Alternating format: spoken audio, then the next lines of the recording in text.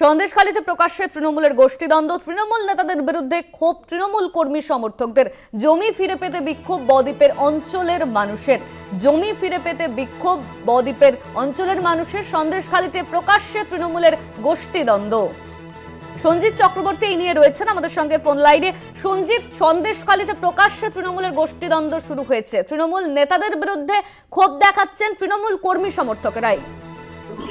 দেখো, একেবারে দেখো, সন্দেশখালী বারবার তুমি দেখেছো 2024-এর যে পুরনো বছর, বিগত বছরগুলো বারবার জমি আন্দোলন দেখেছে গোটা রাজ্য। ফের এবার কিন্তু শাসক দলের নেতা কর্মীদের বিরুদ্ধে কিন্তু অভিযোগ তুলেছে তৃণমূল কর্মী সমর্থকরা।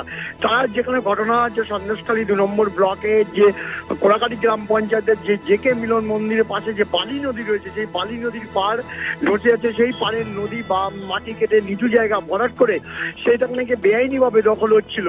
কিন্তু প্রশ্ন উঠছে, যাদের বিরুদ্ধে অভিযোগ তারা সম্পূর্ণ অভিযোগ অস্বীকার করেছে। তারা দাবি করেছেন যেহেতু এখানে একটা ধর্মীয় স্থান রয়েছে, বছরে একটা করে অনুষ্ঠান হয়, সেই জমির জায়গাটাকে ঠিক করে 10,000 মানুষের সমাগম হয়।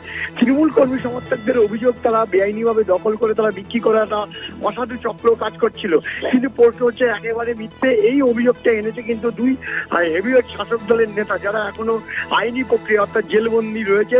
তাদের অনুগমীরা নাকি এই ঘটনা ঘটাচ্ছে, কিন্তু সম্পূর্ণ এই অভিযোগ অস্বীকার করেছে ওখানকার যেসব ব্লকের তৃণমূল নেতৃত্ব। তারা দাবি করেছেন যে এর সঙ্গে কোনোভাবেই তারা জড়িত নেই, যেহেতু ওই জায়গাটা খুব নিচু জায়গা, ওখানে বহু প্রাচীন একটা মন্দির রয়েছে এবং সেই জায়গাটাকে একটা ভালো জায়গায় সুস্থ পরিবেশ রাখার জন্য ওই জায়গাটাকে এরিয়া ঘিরে একটা মোটামুটি জায়গা করে মানুষ যাতে বছরে একটা অনুষ্ঠানে এসে হাজির হতে পারে, তার জন্য এই করা।